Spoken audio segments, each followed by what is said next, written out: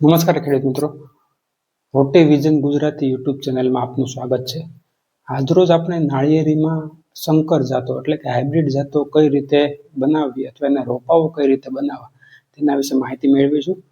ખાસ કરીને ખેડૂત મિત્રો જોઈએ તો નાળિયેરીમાં અત્યારે ખૂબ જ વધારે માંગ છે હાઇબ્રિડ જાતની, ખાસ કરીને ડીટી અને ટીડીની, કેમ કે જે હાઇબ્રિડ જાતો છે એ અન્ય જે સ્થાનિક જાતો છે એના કરતાં લગભગ બમણું ઉત્પાદન આપે છે. આ ઉપરાંત વહેલી જ ઉત્પાદન આપવાની શરૂઆત કરી દે છે. તો આજે આપણે જાણીશું કે ખાસ કરીને ડીટી અને ટીડી રોપાઓ કઈ રીતે બનાવવા. તો ખેડૂત મિત્રો, સૌપ્રથમ ડીટી રોપા બનાવવા માટે આપણે માતૃ છોડ જે મધર પ્લાન્ટ અને ફાધર પ્લાન્ટ તરીકે પસંદ કરીએ છીએ એની ગુણવત્તા કેવી હોય છે એના વિશે આપણે જાણીશું. તો મધર પ્લાન્ટ જે આપણે પસંદ કરીએ છીએ ખાસ કરીને તો એ ખૂબ સારી ગુણવત્તાવાળા હોવા જોઈએ. એમાં 30 થી 40 જેટલા પાન હોવા જોઈએ. તે રોગ જીવાત મુક્ત હોવા જોઈએ. હવે ખેડૂત મિત્રો, સૌપ્રથમ ડીટી ના રોપા બનાવવા માટે આપણે મધર પ્લાન્ટ તરીકે લોટનને પસંદ કરશું અને ફાધર પ્લાન્ટ તરીકે આપણે દેશી એટલે કે વેસ્ટ કોસ્ટલ જે વેરાયટી છે એને પસંદ કરશું. લોટન જે વેરાયટી છે એમાં ખાસ કરીને એટલે કે પુષ્પ વિન્યાસ નીકળે ત્યારે તેમાંથી જે મેલ પાર્ટ હોય છે, જે નર ભાગ હોય છે, એને કાપી નાખવાનો હોય છે અને ત્યારબાદ એને કોથળી ચડાવી દેવાની હોય છે. ત્યારબાદ જે આપણે બીજો ફાધર પ્લાન્ટ તરીકે જે દેશી નાળિયેરી પસંદ કરી છે, જે ફાધર પ્લાન્ટ, એમાંથી પુષ્પ વિન્યાસ નીકળે ત્યારે એને કાઢી નાખવાનું છે અને તડકામાં 2-3 દિવસ સૂકવવાનું છે.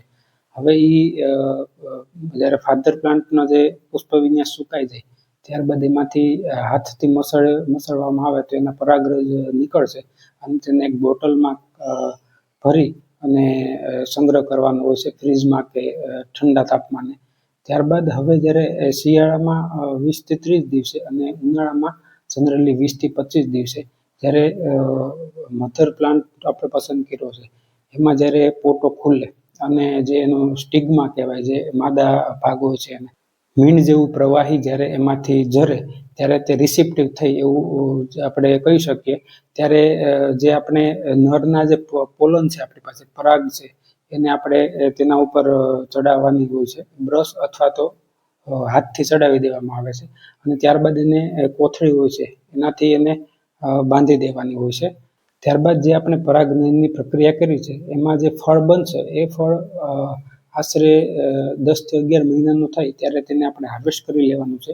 મિત્રો, જે આપણે હાર્વેસ્ટ કરેલા ફળ છે આ ફળને હવે આપણે સૂકવવા દેવાના છે અને તેમાં પાણીનું પ્રમાણ ઘટે ત્યાં સુધી સૂકવવાના છે અને ત્યારબાદ એને આપણે નર્સરી બેડમાં વાવવા માટે તૈયાર કરવાના છે.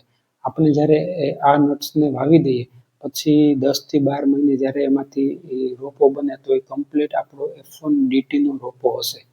આ જ રીતે જ્યારે તમે ટીડી બનાવવાનું હોય તો તેનાથી સંપૂર્ણપણે ઉલટું છે. ટીડીના રોપા બનાવવા માટે જે આપણે મધર પ્લાન્ટ તરીકે લોટન લેતા હતા એની જગ્યાએ આપણે દેશી મધર પ્લાન્ટ તરીકે લેવાનો છે અને ફાધર પ્લાન્ટ તરીકે આપણે લોટન લેવાનું છે. આ સમાન પ્રકારની પ્રક્રિયા કર્યા બાદ જે રોપો તૈયાર થાય છે એ ટીડીનો હશે. ખાસ કરીને ડીટી અને ટીડીમાં ફરક એવો છે કે જે ટીડી વેરાયટી છે અથવા ટીડી રોપો છે એ નબળા પાણીમાં પણ થાય છે, પરંતુ ઉત્પાદન ડીટી જેટલું મળશે નહીં.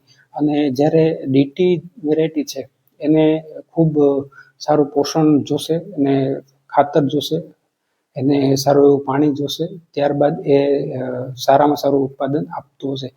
ડીટી વેરાયટી અથવા ડીટી રોપા છે એ નબળા પાણીમાં થઈ ના શકે અથવા તો ઓછું ઉત્પાદન આપે એવું કહી શકીએ.